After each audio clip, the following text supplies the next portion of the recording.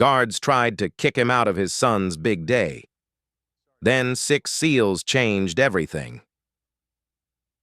The late afternoon sun cast long shadows across Lincoln High School's football field as families streamed through the gates, their excited chatter filling the warm May air. Graduation day. A day of celebration, of new beginnings, of proud parents capturing every moment on their phones. Daniel Martinez sat in his truck across the street, hands gripping the steering wheel until his knuckles turned white. For 20 minutes, he'd watched the steady flow of families, all dressed in their finest, carrying flowers and balloons, all belonging, all invited. He wasn't.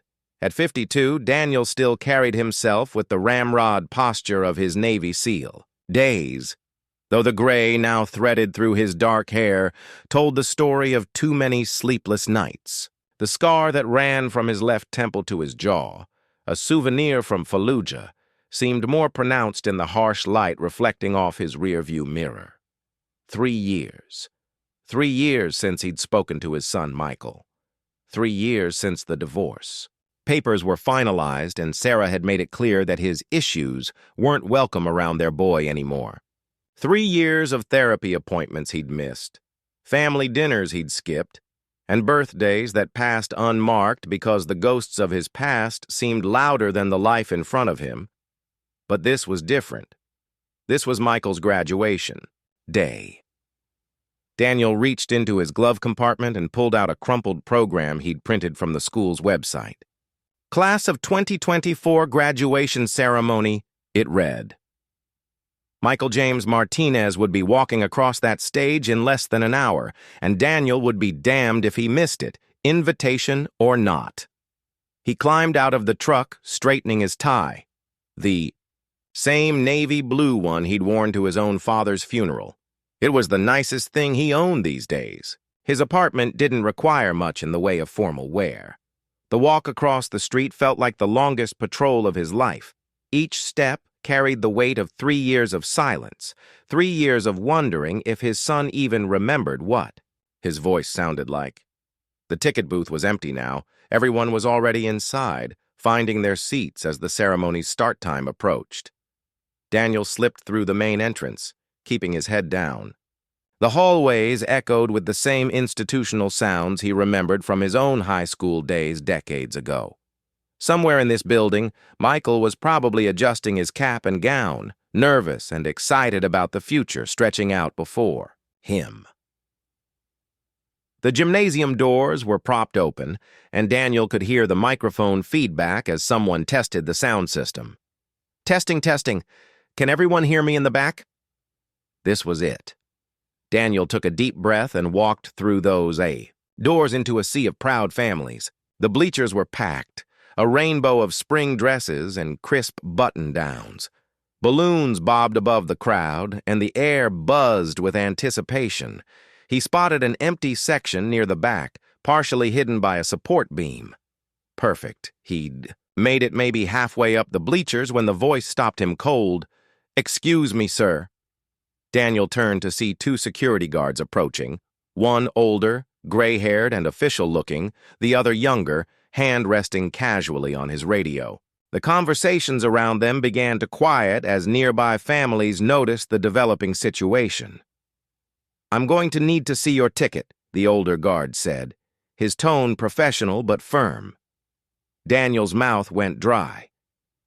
I don't have one." "Then, I'm afraid you can't be here. This is a private event for families of graduates only."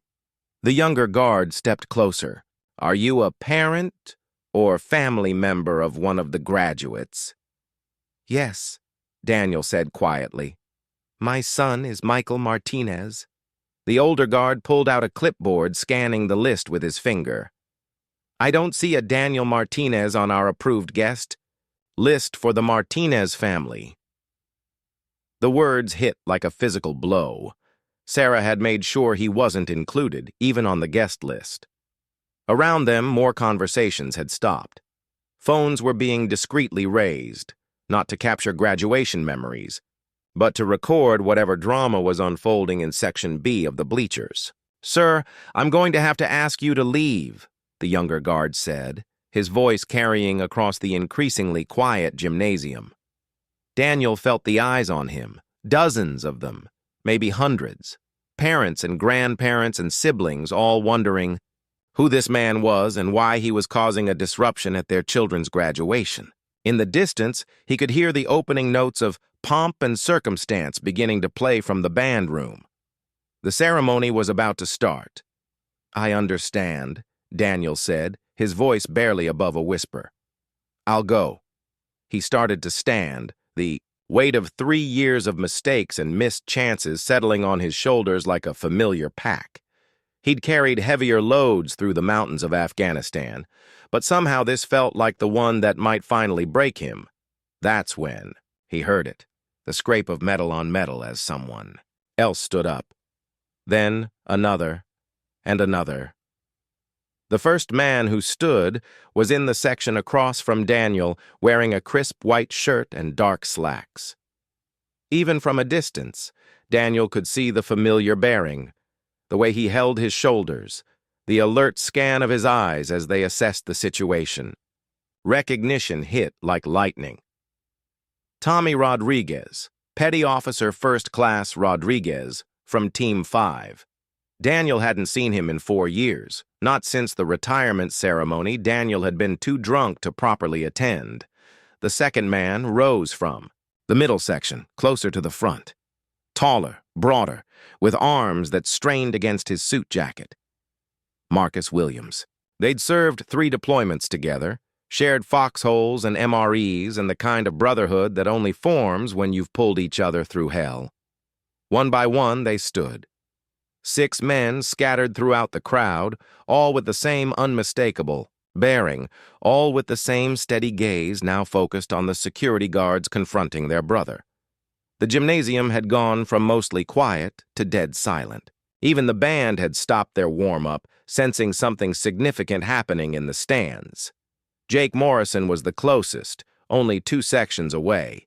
He started walking first, his dress shoes clicking against the metal bleachers as he made his way toward Daniel and the guards. The others followed, converging from different parts of the stands like a coordinated operation. Daniel felt his throat tighten. These men, his brothers, they'd found him. Even after years of silence, years of him pushing everyone away, they'd somehow known he'd be here. They'd come to Michael's graduation for him. The security guards sensed the shift in the room's energy. The older one's hand moved toward his radio, but he hesitated, unsure how to call in a situation he didn't understand. Jake reached them first, stopping just behind Daniel's right shoulder. At 6'3" and built like the linebacker he'd been in high school, Jake had always been an imposing presence. But it wasn't his size that commanded attention. It was the absolute stillness in his demeanor, the way he seemed to evaluate everything and everyone in a single glance. "Problem here?" Jake asked, his voice calm and conversational. The older security guard cleared his throat. "This gentleman doesn't have a ticket to the graduation. We were just explaining that he needs to leave." Tommy had reached them now, taking position on Daniel's left. "Really? Because I'm looking at a father who wants to watch his son graduate. That seems pretty reasonable to me." Marcus arrived next, followed by the others. Steve Kowalski, who'd saved Daniel's life in Kandahar. David Chen, their former communications specialist who could hack any system but couldn't figure out how to work his smartphone. And Ray Santos, the team medic who'd stitched up more wounds than he could count. They formed a loose semicircle, not threatening, not aggressive, but unmistakably present, united. The other families in the stands watched in fascination, sensing they were witnessing something extraordinary but not quite understanding what. "Look," the younger guard said, his earlier confidence wavering as he found himself facing 6 men who radiated the kind of quiet authority that comes from years of training and service. "I don't know who you guys are, but this man isn't on the list. Rules are rules." "You're right," Jake said, nodding slowly. "Rules are rules. And here's a rule I learned a long time ago. You don't leave a brother behind. He looked directly at Daniel. Danny boy, you look like hell. Despite everything, Daniel felt his mouth twitch toward a smile. Good to see you too, Jake. How long's it been? 2 years? 3? 4? Not since Rodriguez's retirement party. That's right, you disappeared before the cake. Tommy stepped forward. We've been wondering where you went. The older security guard tried to regain control of the situation. Gentlemen, I appreciate whatever this is, but I have a job to do. This man needs to leave. No, Ray said simply. He doesn't. The word hung in the air like a challenge. Not aggressive, not hostile, just a statement of fact delivered with the absolute certainty of a man who'd faced down Taliban fighters and hadn't blinked. What do you mean, no? The younger guard asked. Marcus pulled out his phone and showed the screen to the guards. Michael Martinez, number 127 in your graduation program. Kid's been on the honor roll for 2 years running. Star of the debate team. Accepted to 3 different colleges with academic scholarships. He looked up from the phone. You know how I know all that? Because his father used to brag about him every chance he got. Carried his picture in his wallet through 2 combat deployments, showed us his report cards, his soccer trophies, his science fair projects. Daniel felt his chest tighten. He'd forgotten that Marcus had been there for some of those conversations. Back when things were still good at home, back when he could still sleep through the night without waking up in a cold sweat. That was a long time ago, Daniel said quietly. Not that long, Steve said. And some things don't change. You're still his father. This is still his graduation day. The older guard looked around the gymnasium, clearly aware that hundreds of people were now watching this confrontation. The graduates would be lining up any minute, and he had a ceremony to protect. I'm sorry, but I have my orders. If he's not on the approved list, then put him on mine. The voice came from behind them, and Daniel turned to see Sarah walking up the bleacher steps, her face pale but determined. She looked older than he remembered, but then again, the last 3 years had aged them both. She wore a navy blue dress that he recognized from happier times, and her dark hair was pulled back in the same style she'd worn to their own wedding 24 years ago. Sarah, Daniel breathed. She stopped a few feet away, her hands clutched tightly around a small purse. I saw what was happening from across the gym. The whole place is talking about it. She looked at the security guards. He's my ex-husband, Michael's father. If you need him on a list, put him on mine. I have 4 guest tickets and I've only used 2. The older guard looked confused. Ma'am, I thought you said... I know what I said when I filled out the forms, Sarah interrupted. I was angry, I was hurt. But this is our son's graduation day and his father should be here. She finally looked directly at Daniel, and he saw 3 years of hurt and disappointment in her eyes. But also something else, something that might have been hope. You came, she said simply. I couldn't miss it, Daniel replied. I know I don't have the right to be here, but I couldn't miss this. The 6 SEALs stood silently, watching the reunion unfold. This wasn't their moment, but they remained present, ready to act, if needed. Brothers don't leave until the mission is complete. Sarah nodded toward an empty section near the front. Michael's been looking for you. I didn't tell him you weren't invited because I hoped you'd find a way to be here anyway. The older security guard cleared his throat. If the mother vouches for him, then we don't have a problem. But sir, he looked at Daniel, I need you to understand that this is a solemn occasion. Any disruption... There won't be any disruption, Jake said firmly. You have my word on that. The guard looked at Jake, then at the other 5 men still standing at attention behind Daniel. Something in their bearing, their absolute stillness and focus, convinced him that when these men gave their word, they meant it. All right then. Fine. Your seats, gentlemen. The ceremony is about to begin. As the guards walked away, the 6 SEALs began to disperse back to their seats, but not before each one stopped to clasp Daniel's hand or squeeze his shoulder. Good to have you back, brother, Tommy said. Don't disappear on us again, Marcus added. Jake was the last to leave. That's a good kid you raised, he said quietly. Don't waste this chance. Daniel and Sarah walked down toward the front section in awkward silence, hyper-aware of the hundreds of eyes following their progress. The confrontation with security had drawn attention from across the gymnasium, and now every family seemed to be whispering about the mysterious father and the group of men who'd stood up for him. They all came, Sarah said as they found seats in the third row. Your old team. Daniel looked back and spotted his brothers scattered throughout the stands, now settled with their own families. Jake sat with a woman Daniel didn't recognize and two teenagers. Tommy was with his parents, who Daniel remembered from a barbecue years ago. Marcus had his arm around a pregnant woman, his hand resting protectively on her rounded belly. I didn't. No, they'd be here, Daniel said. I haven't talked to any of them in years. Michael invited them, Sarah said quietly. All of them. He's been in touch with Marcus's wife through Facebook. She helped him find the others. Daniel stared at her. Michael invited them? He talks about you, Daniel.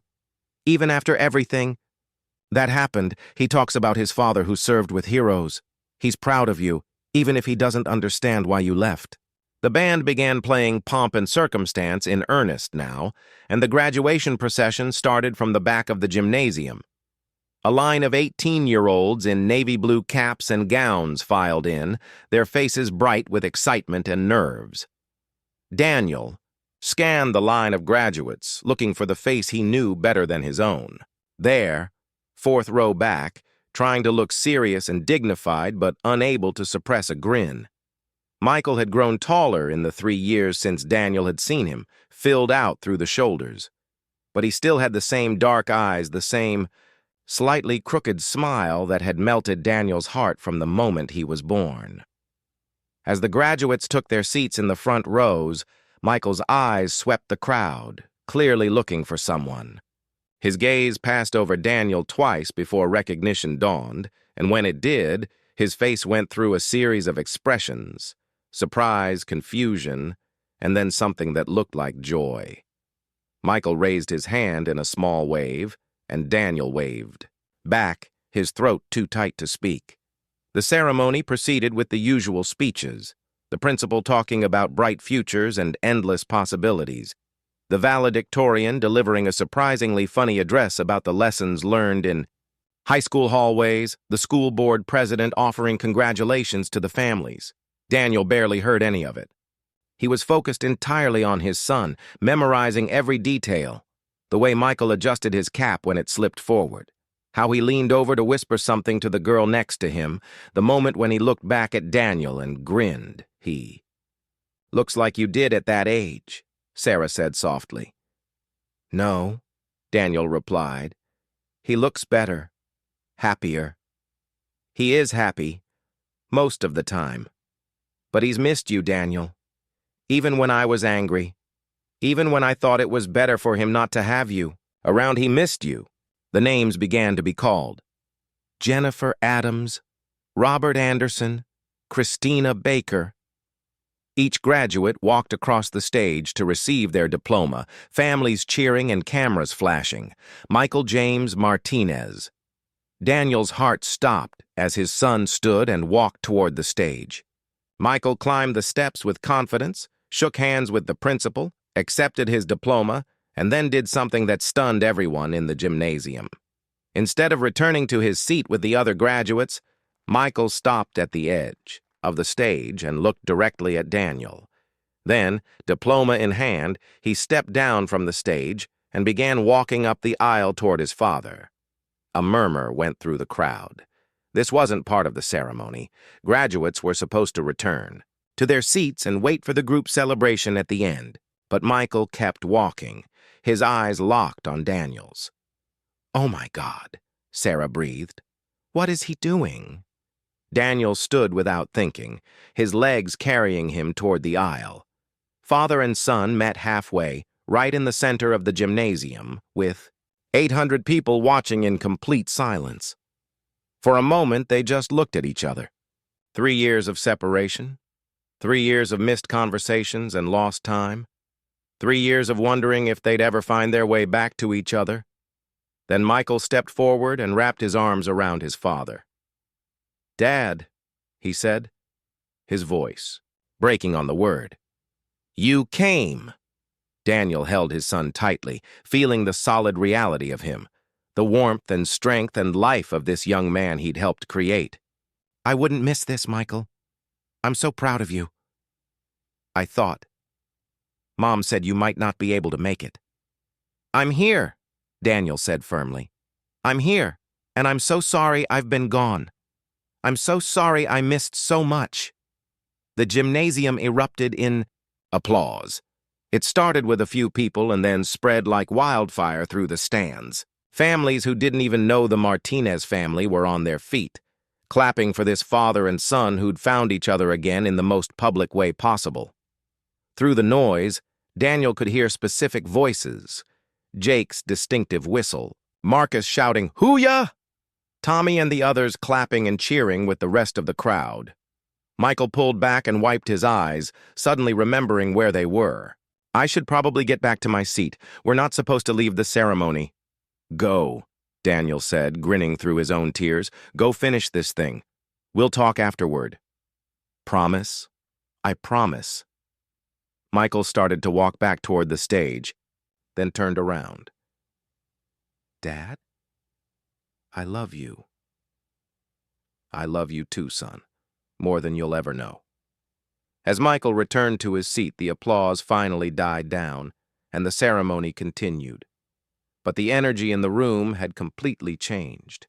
What had been a routine graduation had become something special, something that people would talk about for years to come. Sarah reached over and took Daniel's hand. "He's been waiting 3 years to do that," she said. "I've been waiting 3 years for him to do that," Daniel replied. When the ceremony ended and caps were thrown into the air, Michael bounded over to where Daniel and Sarah were sitting. But he wasn't alone. He was followed by Jake and the other 5 SEALs, all of them wanting to congratulate the graduate. "Michael, you remember Mr. Rodriguez and Mr. Williams?" Daniel said as the group gathered around them. "Of course," Michael said, shaking hands with each man. "Thank you all for coming, and thank you for what you did earlier. I heard about it from Mom." "Your father needed backup," Jake said simply. "That's what we do." Ray stepped forward. "Your dad used to show us pictures of you when you were little. Science fair trophies, soccer medals, honor roll certificates. He was proud of you then, and he's proud of you now." "Even when he wasn't here?" Michael asked. "Especially when he wasn't here," Marcus said. "Sometimes the hardest thing a father can do is stay away when he thinks it's better for his kid. Doesn't mean he stops being proud. Doesn't mean he stops loving you." Michael looked at his father. "Is that true?" Daniel nodded. "Every day. Even when I couldn't figure out how to be the father you deserved, I was proud of you every single day." The crowd was beginning to thin out as families gathered their graduates and headed home for private celebrations. But the Martinez family and the 6 SEALs remained clustered together, reluctant to break up this moment. "So what happens now?" Sarah asked. Daniel looked at his son, then at his ex-wife, then at the men who'd stood by him when he needed them most. "Now we figure out how to be a family again. Maybe not the same kind of family we were before, but a family." "I'd like that," Michael said. "Me too," Sarah added quietly. Jake clapped Daniel on the shoulder. "And you're not doing it alone this time. We should have been there for you earlier, brother. That's on us. But we're here now. All of us," Tommy added, and the others nodded in agreement. As they finally began to move toward the exits, Michael fell into step beside his father. "Dad, can I ask you something?" "Anything." "Why did you really come today? After all this time, why today?" Daniel thought about it for a moment, looking at his son's earnest face, then around at the men who'd stood up for him when he couldn't stand up for himself, and finally at the woman who'd given him the greatest gift of his life. Because some things are worth fighting for. he said finally. "And you're worth fighting for. You always have been. I just forgot that for a while." Michael smiled, that same crooked grin that had been melting Daniel's heart for 18 years. "Well, I'm glad you remembered." "Me too, son. Me too." As they walked out of Lincoln High School together, father and son, surrounded by brothers, who'd never forgotten the meaning of loyalty, Daniel realized that some missions don't end when you come home from war. Some missions are just beginning, and this was one mission he was determined not to fail.